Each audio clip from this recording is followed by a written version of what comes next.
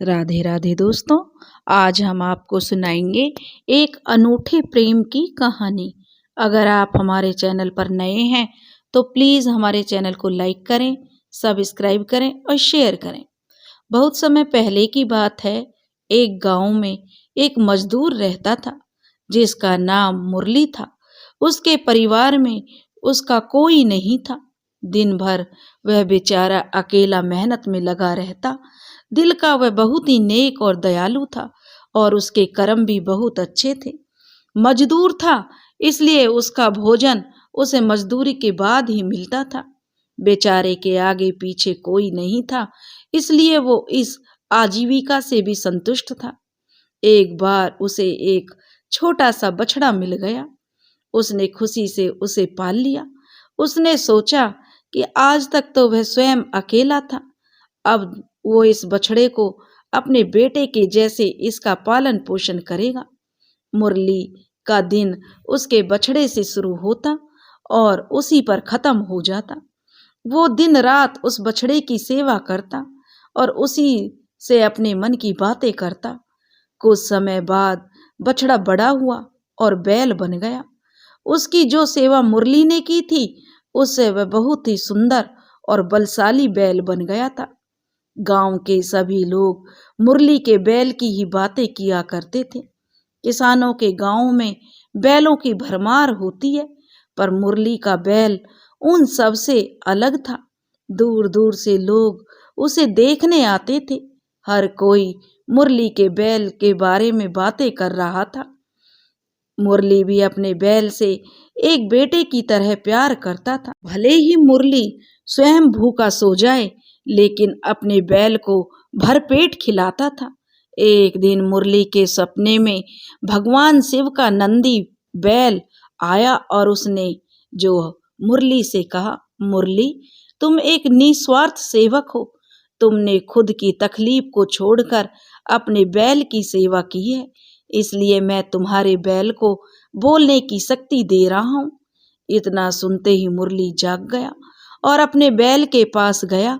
उसने बैल को सहलाया और मुस्कुराया कि मन ही मन सोचने लगा, भला एक बैल कैसे बोल सकता है। तभी अचानक आवाज आई, बाबा, आपने मेरा ध्यान एक पुत्र की तरह रखा है। मैं आपका आभारी हूँ और आपके लिए कुछ करना चाहता हूँ। यह सुनकर एक बार तो मुरली घबरा गया। उसने खुद को संभाला, परंतु जो बैल तुरंत ही जो मुरली के गले लग गया। उसी समय से वह अपने बैल को जो मुरली नंदी कहकर पुकारने लगा। दिन भर काम करके आता मुरली और अपने नंदी से बातें करता। गरीबी की मार बहुत थी। नंदी को तो मुरली भर पेट भोजन खिलाता था, लेकिन बेचारा खुद वो भूखा सो जाता। यह बात नंदी बैल को अच्छी नहीं लग रही थी। उसने मुरली से कहा, बाबा, आप नगर सेठ के पास जाइए और शर्त रखें कि आपका बैल नंदी 100 गाड़ी खींच सकता है, और शर्त के रूप में सेठ जी से 1000 मोहरे ले लेना। मुरली ने कहा, नंदी बेटा, तू पागल हो गया है। भला कोई बैल इतना बाहर कैसे उठा सकता है। मैंने अपने जीवन में मैं बहुत खुश हूँ, मुझे कोई दुख नहीं है। मुझे तुझ जैसा प्यार करने वाला बेटा मिला है। मुझे यह नहीं करना। लेकिन नंदी बैल के बार बार आग्रह करने पर भी मुरली को उसकी बात माननी पड़ी। एक दिन डरते डरते मुरली सेठ जो घनश्याम दास के घर पहुंचा। घनश्याम दास से ने जो मुरली से आने का कारण पूछा, तब मुरली ने शर्त के बारे में सेठ जी को बताया और मुरली की बात सुनकर सेठ जी जोर जोर से हंसने लगे और बोले, मुरली, बैल के साथ रहकर क्या तुम्हारी बुद्धि भी बैल जैसी हो गई है। अगर तुम शर्त हार गए तो 1000 मोहरों के लिए तुम्हें अपनी झोपड़ी तक बेचनी पड़ेगी।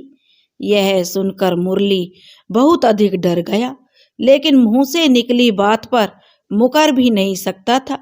शर्त का दिन तय किया गया और सेठ घनश्याम दास ने पूरे गांव में ढोल पिटवाकर इस प्रतियोगिता के बारे में गांव वालों को खबर दी और सभी को यह अद्भुत नज़ारा देखने के लिए बुलाया। सभी यह खबर सुनने के बाद मुरली का मजाक उड़ाने लगे और कहने लगे, यह शर्त तो मुरली ही हारेगा। यह सब सुनकर मुरली को अब बहुत डर लगने लगा और उसे जो है नंदी से घृणा होने लगी। वह उस नंदी को कोसने लगा और बार बार उसे दोष देता और कहता, कहाँ मैंने इस बैल को पाल लिया और मेरी तो अच्छी भली जिंदगी कट रही थी, इसके कारण सर की छत से भी हाथ धोना पड़ेगा और लोगों की थू थू होगी सो अलग। अब मुरली को नंदी बिल्कुल भी रास नहीं आ रहा था। वह दिन भी आ गया जिस दिन प्रतियोगिता होनी थी। 100 माल से भरी हुई गाड़ियों के आगे नंदी को जोता गया। गाड़ी पर खुद मुरली बैठा हुआ था। सभी गांव वाले यह नज़ारा देखने के लिए इकट्ठा हो गए थे और काफी भीड़ लगी हुई थी और सब लोग यह नज़ारा देखकर हंस रहे थे और मुरली को भला बुरा कह रहे थे। मुरली ने नंदी से कहा, देख बेटा, तेरे कारण मुझे कितना सुनना पड़ रहा है। मैंने तुझे बेटे के जैसे पाला और तूने मुझे सड़क पर लाने का काम कर दिया। मुरली के ऐसे घृणित शब्दों के कारण नंदी को गुस्सा आ गया और उसने ठान ली कि वो एक कदम भी आगे नहीं बढ़ाएगा।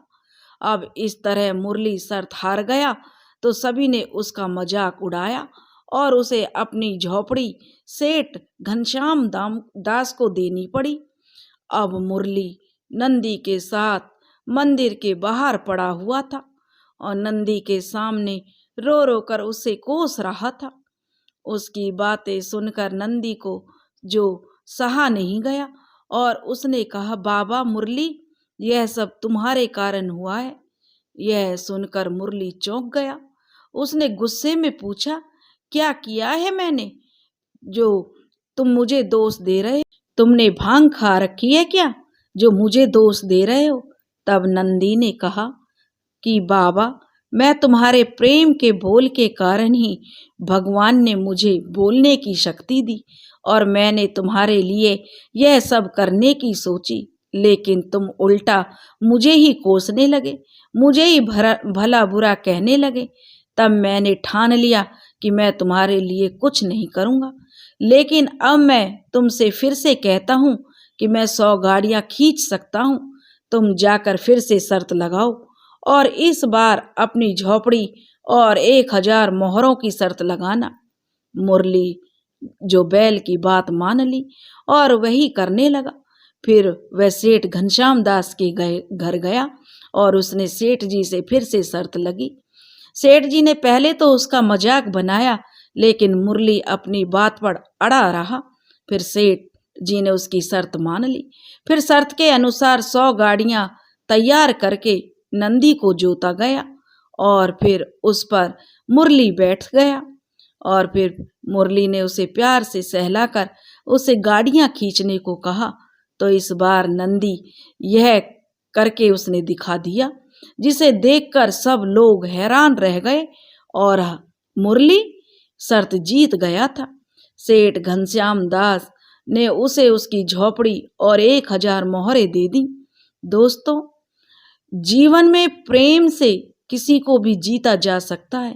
कहते हैं ना, प्रेम के सामने तो ईश्वर भी झुक जाता है। इसलिए सभी को प्रेम के बोल बोलना चाहिए।